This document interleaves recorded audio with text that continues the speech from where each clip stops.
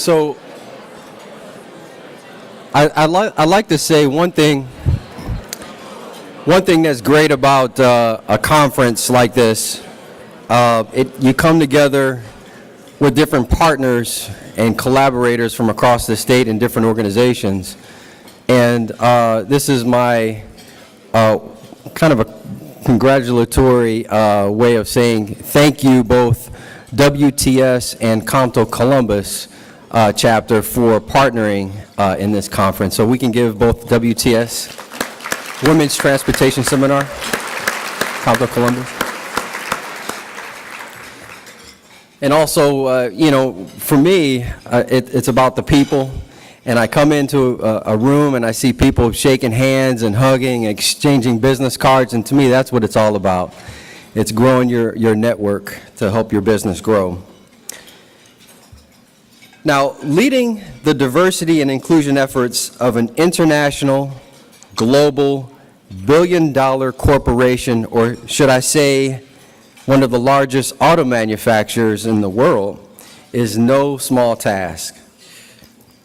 And this is only a snapshot of her well-accomplished career. Ms. Adrian Tremble, President and CEO of the National Minority Supplier Diversity Council, has been recognized for her leadership and business savvy, both in transportation and business development across the country.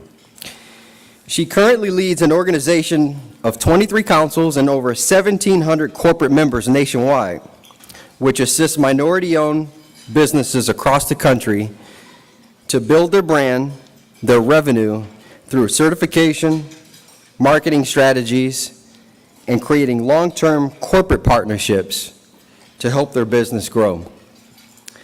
A native of Ohio and a Wilberforce alumni. And I will say this, when we were planning the conference, it was just a happenstance that Wilberforce Choir was asked to be a part of the program, and also to have an alumni to be one of our keynote speakers. And I must also say, being a Clevelander, a native Clevelander, which is, I'm always excited to share stories about Cleveland, but at this time, I would like to welcome Ms. Adrian Tremble to the stage for our keynote luncheon.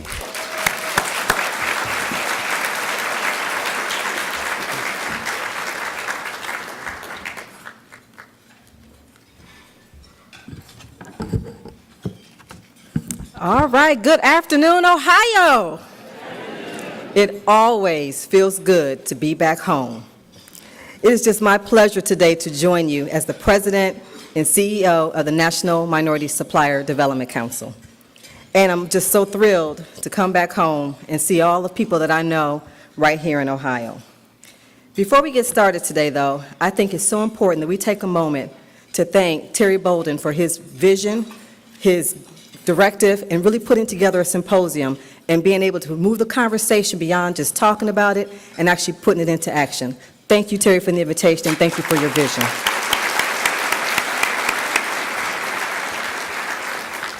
I'd also like to say thank you to Alicia Reese, former State of Ohio representative and currently with Communiplex Services, for actually facilitating the invitation for me to be here today.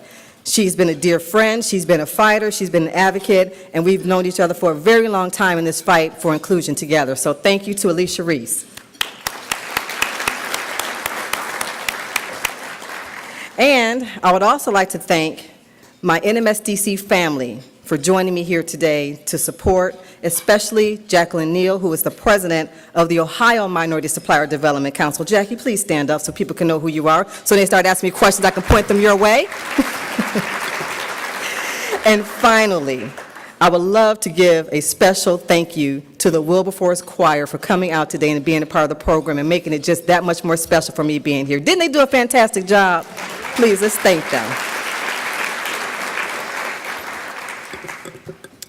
So today, I'm really pleased about the theme that we have here as we talk about moving beyond diversity, creating access and equity in a connected world. This is so important as we start talking about what does this really mean and what does it really look like. And today I'd like to share with you some lessons that I've learned along the way about the impact of diversity, equity, and inclusion on today's business landscape, as well as the overarching contribution to the development of underserved communities. This work has not been easy, the journey has not been easy, but the rewards are very much impactful. So it first starts with understanding the business case of inclusion and how it drives business results. Statistics have shown us that more diverse companies have better profits and more revenue. But we have to move the discussion beyond the singular approach of diversity. Many companies are very comfortable talking about it within their hiring ranks.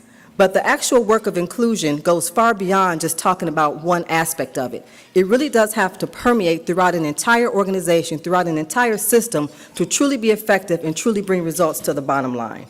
It's about driving it across the enterprise. It's about the people. It's about allowing them to reach a place where they feel they can be valued, welcomed, ready and willing, and eager to contribute. And it's about breaking down the barriers that keep them from fully participating, whether that's in the workplace, in the C-suite, or in the marketplace. These are things that we have to look at from across an organization and across our communities to make sure we're connecting the dots and really breaking down those barriers that prohibit the access and opportunity and participation of all in our marketplace.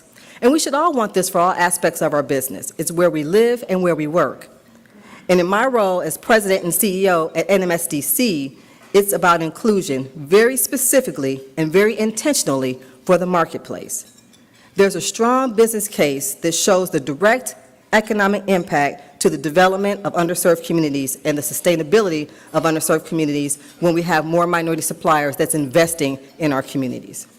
The work is not always easy, but as President John F. Kennedy said about going to the moon, we do this not because it is easy, we do it because it is hard. So let me tell you a little bit about why this has been so important to me personally and why I've really taken on this work. It all started for me when I was in college. For some people who know me, I actually thought I was going to be a civil rights attorney. That was going to be my profession, my career choice. But then I got pregnant with my daughter and law school went by the wayside. Became a mom at that point. But as I was working as a college student in school, I was working at one of the hospitals in Cincinnati. And I was a receptionist. And I remember watching all the people who would come into the office in the HR department. They all went to see this one manager who was over employee relations.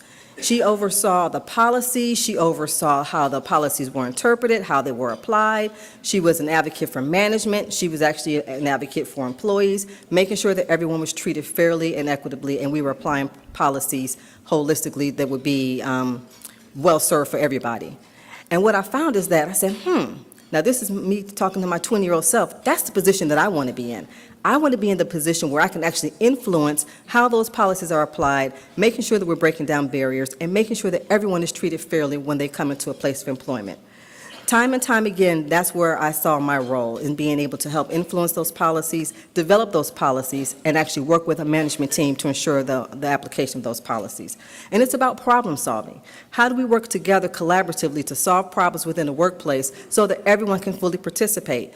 At the end of the day, it really is about making sure that we are getting the best use of our resources, which many times are our people. So I started thinking about that journey and how I could really be a part of helping inclusion. This is way before the term diversity and inclusion was actually coined. For me, it was always about mutual respect, fairness in the workplace, and equitable treatment. So that's why it was so important to me personally, making sure that I had the opportunity to be a part of those discussions.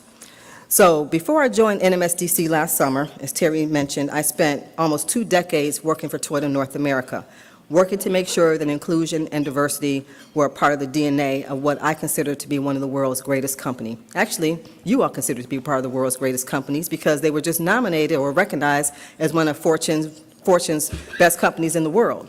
And it is true, it's a very dynamic organization, and the approach that we used was really built on 2 principles. It was all about mutual respect and continuous improvement.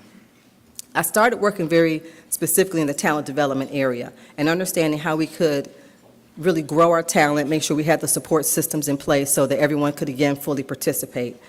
And I've really focused on inclusion and underrepresented groups at the organization. At the time that I started with Toyota, they had just built their manufacturing operations right in northern Kentucky. And one of the things that I thought was so odd is that when I joined the company, the headquarters for manufacturing was started maybe 10 years after we had already been building cars and vehicles in North America. So the goal was to come in and try to coordinate all the activities across the manufacturing footprint. And many places where these plants were held, they're in places such as Buffalo, West Virginia, Princeton, Indiana. And I kept thinking, Georgetown, Kentucky, I'm thinking, you want me to do diversity and inclusion in those areas? Are you serious? So it was already going to be a challenge, but to me, I thought that was part of the practice of actually understanding how do you go into communities that really don't understand what inclusion is and help them to be comfortable with it, help them to see the benefit of it, and help them to see how it's really there to help advance and improve their business operations. So that's where I really got my first taste of diversity and inclusion, was working in the human resources area. Fast forward a few years, we had a colleague that was looking to make a transition into another part of Toyota's operation. She was leading the company's supplier diversity effort at that time. Now, I'm going to be very honest with you. I had no idea what supplier diversity was. I was an HR professional, HR practitioner, and I understood about inclusion for people, had no idea how it actually applied to other parts of the business, particularly in procurement. So when we were talking about this from the HR perspective, looking at succession planning, who could we have in place that could replace her and help her go on to get her own development, one day they looked at me and said, well, why don't you do it? I'm thinking, who, me? I'm not a purchasing person. I'm the last person you want to have near numbers, the last person you want to have near vehicles for production. You want to keep me in the office. That's not what you want me to do. But I said, okay, I'll do it for a 2-year assignment and see how it turns out. Well, that 2-year assignment changed my entire career trajectory, because what I found out is that diversity and inclusion goes so much further beyond just the people. It does touch the communities, it touches economic development, and it has a direct correlation to business results.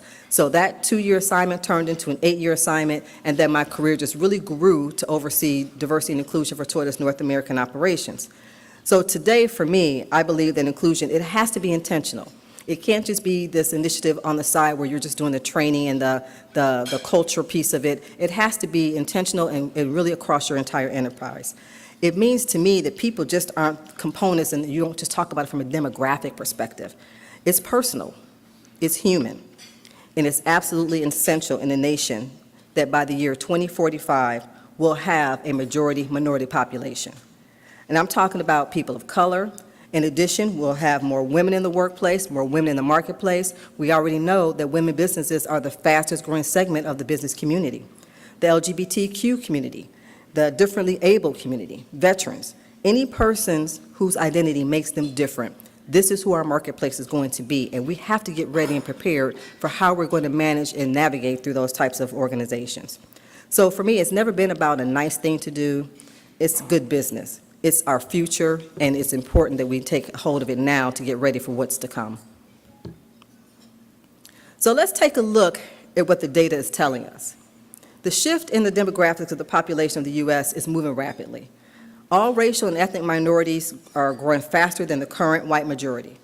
Look at the numbers on the screen. The U.S. Census also predicts that by the year 2060, our country's Hispanic and Latino population will increase by over 114%.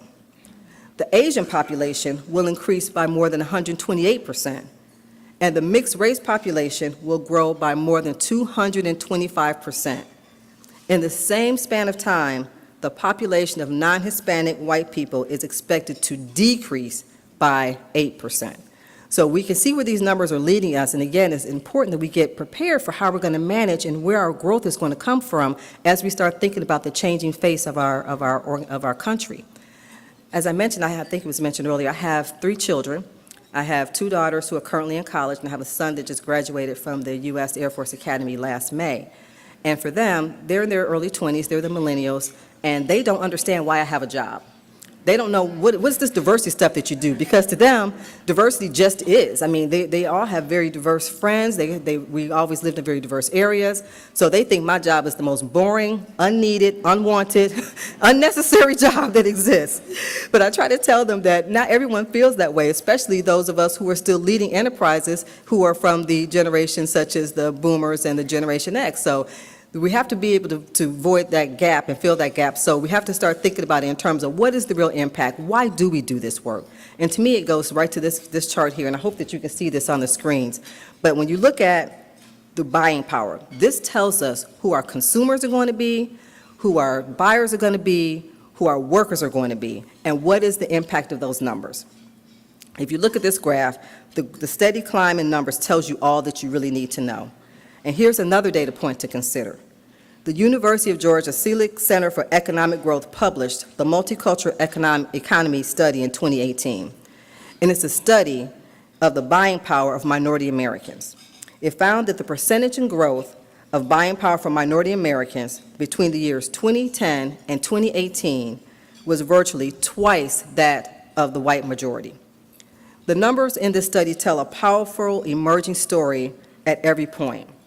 The buying power of Black Americans is on the rise because of the increasing education levels in that community, and this speaks directly to the work that we do at NMSDC, increasing the number of Black-owned companies. The buying power of Hispanic Americans surpasses the entire economies of all but 10 nations in the world. And for Asian Americans, it surpasses all but 16 nations in the world.